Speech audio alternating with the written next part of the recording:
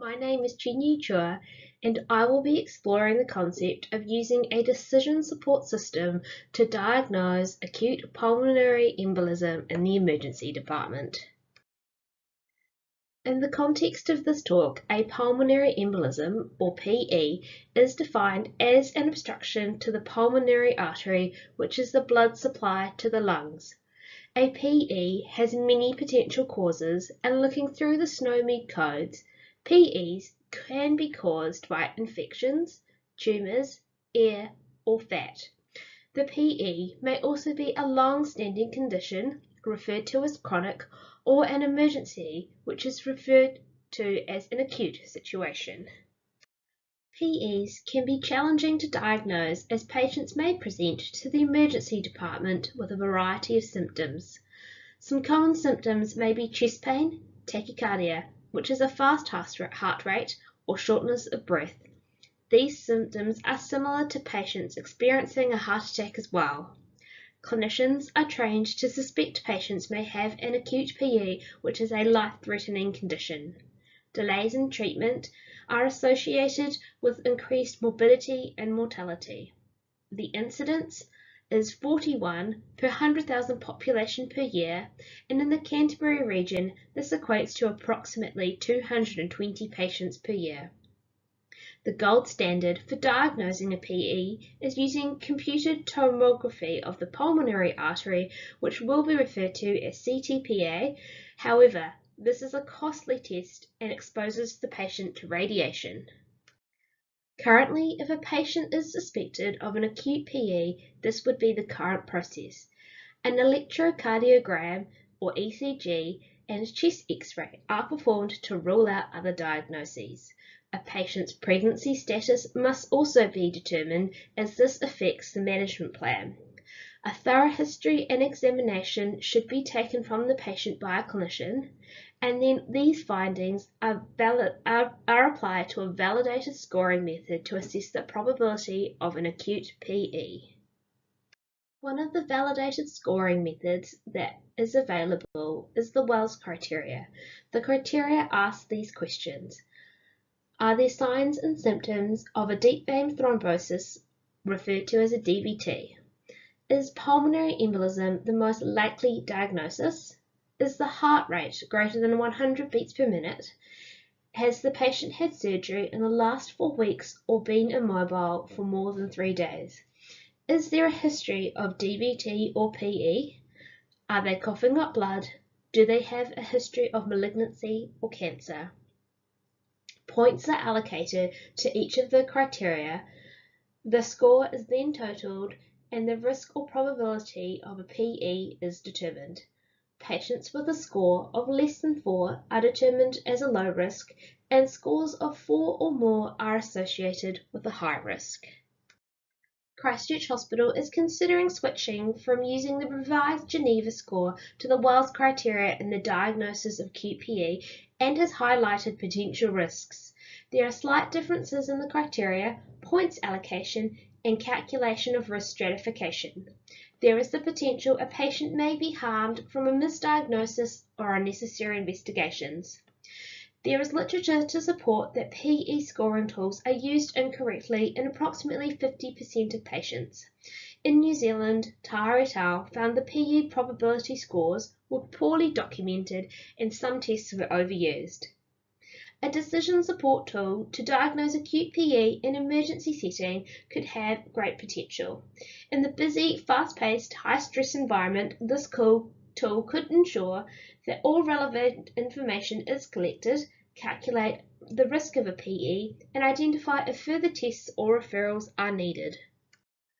Terminology of acute PE has been recorded in the SNOMED terminology database. Unfortunately, there are no existing archetypes for any type of pulmonary embolism in the open EHR. This is the mind map for my proposed clinical decision support model.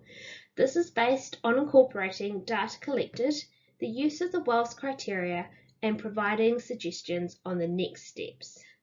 The next slides will go through the potential users, inputs, and outputs. Users of this model would be health professionals in the emergency department. Within this group of users, there is a variety of skill, experience, and restrictions on practice. There is the potential that the decision support tool could be used to facilitate information gathering and ensure that certain users are practicing within their scope. These are the inputs that are required for this decision support tool. At the top, personal information about the patient, such as name, identifier, gender, and date of birth, could be extracted from the electronic health record. Data from the patient history, examination, and vital signs are also required inputs. If a patient has a medical history in the electronic record, this could be extracted and directly inputted into the decision support model. Boxes highlighted in yellow are risk factors for PE that are required by the WELS criteria. One of the challenges of working in the emergency department is that documentation of observations, examinations, and patient history may have to be entered manually or electronically using a variety of media and systems, and these may not be interoperable. In the bottom are the 3 initial diagnostic tests that should be performed if a PE is suspected. The role of clinical decision support here is to firstly ensure that the correct diagnostic tests are performed, and then facilitate the collection of essential information that must be collected during the observations, examinations, and patient history that are required to populate the WELS criteria and calculate the risk of PE. This slide represents the outputs of the decision support model. At the top, the orange field responds to the results of initial diagnostic tests and should trigger a task if pregnancy is confirmed or abnormalities are found in the ECG of chest X-ray, and the clinician should be prompted to make a referral to the appropriate service. The decision support tool should also produce a result which is the calculation of the probability of a PE. This should then prompt clinicians of what actions to next take. If the patient has a low probability, it will prompt the use of the pulmonary embolism rule-out criteria score or the PERC score, and this is another validated method to exclude a PE.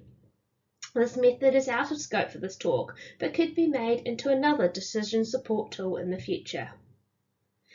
If a patient has a high probability of a PE, the tool should prompt clinicians to order a D-dimer laboratory test. If this test result is below the threshold of 500 micrograms per litre, it makes the diagnosis of PE unlikely. However, to definitely exclude this, the decision support tool should prompt the users to consult the PERC score. If the D-dimer is above the threshold, the system should then prompt clinicians to order a CTPA to confirm the presence of a PE. This talk has outlined the application of a clinical decision support tool for the diagnosis of acute PE in the emergency department. This tool will help ensure that all information is collected to populate the WELS criteria and provides diagnostic support for clinicians. It may reduce patient harm through reducing unnecessary tests, misdiagnoses, and using the PERC score when appropriate. It could also be used to communicate information to other health professionals, ideally through an electronic health record, and in the future could be linked to clinical coding and contribute to population health. The use of this tool is limited to the presentation of acute PE to the emergency department and does not replace a clinician's judgment. It has not been validated for use in other clinical settings.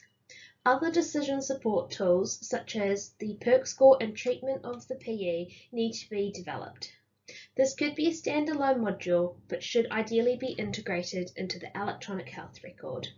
Some challenges of this tool may be the requirements of manual data entry, demands and interruptions of clinicians' workflow, and there is still a risk of missing diagnoses.